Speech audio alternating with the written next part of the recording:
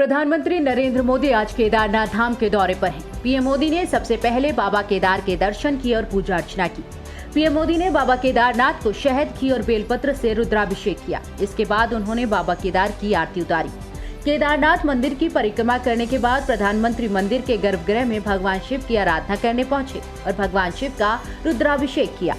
PM Modi ने आदि शंकराचार्य की मूर्ति का अनावरण भी किया। केदारनाथ में शंकराचार्य की 12 फुट लंबी और 35 टन वजन वाली प्रतिमा स्थापित की गई है। साथ ही पीएम मोदी ने शंकराचार्य के समाधि स्थल का भी लोकार्पण किया, जो 2013 की प्राकृतिक आपदा में क्षतिग्रस्त हो गया था।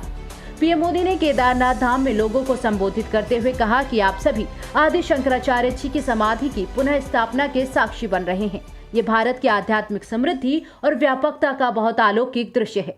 साथियों, आज यहाँ यात्री सेवाओं और सुविधाओं से जुड़ी कई योजनाओं का शिलान्यास भी हुआ है।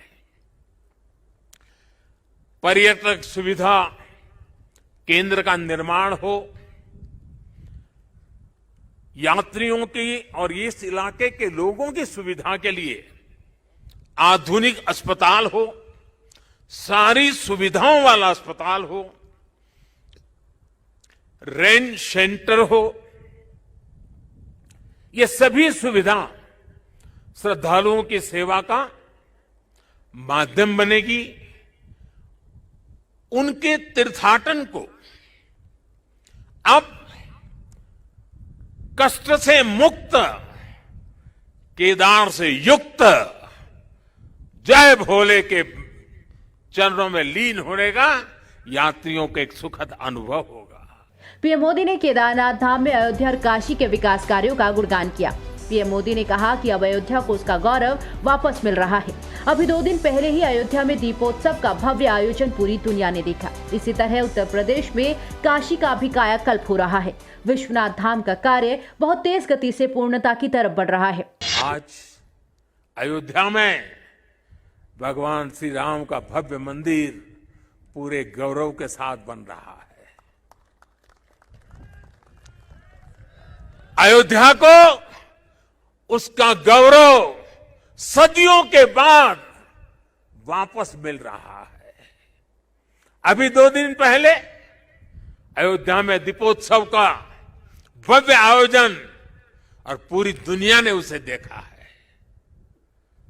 भारत का प्राचीन सांस्कृतिक स्वरूप कैसा रहा होगा, आज हम इसकी कल्पना कर सकते हैं। इसी तरह उत्तर प्रदेश में ही काशी का भी कायाकल्प हो रहा है। विश्वनाथ धाम का कार्य बहुत तेज गति से अब तो पूर्णता की तरफ आगे बढ़ रहा है। बनारस में सारनाथ, नजदीक में कुशीनगर, बोध गया, यहां सब जगह पे एक बुद्ध सर्किट के अंतर्राष्ट्रीय पर्यटन को आकर्षित करने के लिए, विश्व के बुद्ध के भक्तों को आकर्षित करने के लिए एक बहुत तेजी से काम चल रहा है। भगवान राम से जुड़े जितने भी तीर्थ स्थान हैं, उनको भी जोड़ करके एक पूरा सर्किट बनाने का काम भी।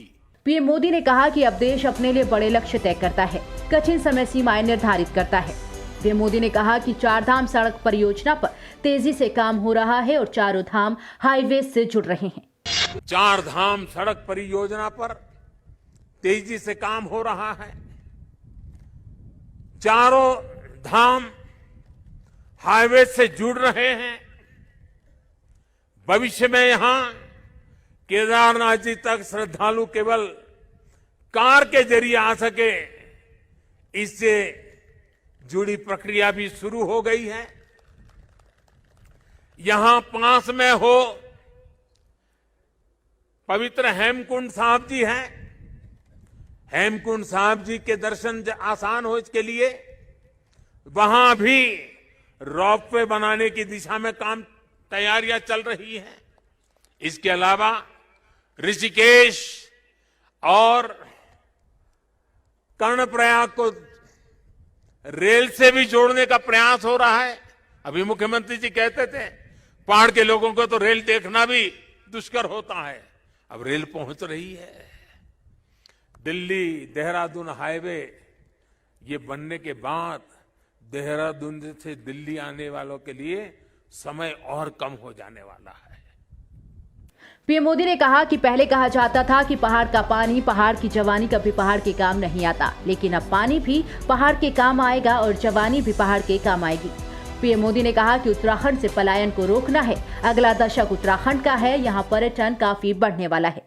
जिस तेज गति से इंफ्रास्ट्रक्चर बन रहा है, पिछले 100 साल में जितने यात्री यहां आए हैं ना, आने वाले 10 साल में उससे भी ज्यादा आने वाले हैं।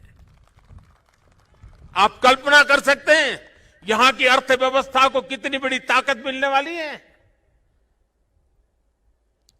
21वीं शताब्दी का तीसरा दशक ये उत्तराखंड का दशक है। मेरे शब्द लिख के रखिए, मैं पवित्र धरती पर से बोल रहा हूं। यहां की सरकार जिस तरह विकास के कार्यों में जुटी है, इसका और एक लाभ हुआ है। यहां वरना तो हम हमेशा सुनते थे पहाड़ का पानी और पहाड़ की जवानी कभी पहाड़ के काम आती नहीं। मैंने इस बात को बदला है। अब पानी भी पहाड़ को काम आएगा, जवानी भी पहाड़ को काम आएगी। पलायन रुकना है। एक के बाद एक जो निर्णय हो रहे हैं, पलायन रुकना है। मान के चलिए साथियों, मेरे नौजवान दोस्तों, ये दशक आपका है। आपको बता दें कि पीएम मोदी का ये 5वां केदारनाथ दौरा है। हमारे चैनल को लाइक, शेयर और सब्सक्राइब जरूर करें और नई अपडेट्स के लिए बेल आइकन दबाना ना भूलें।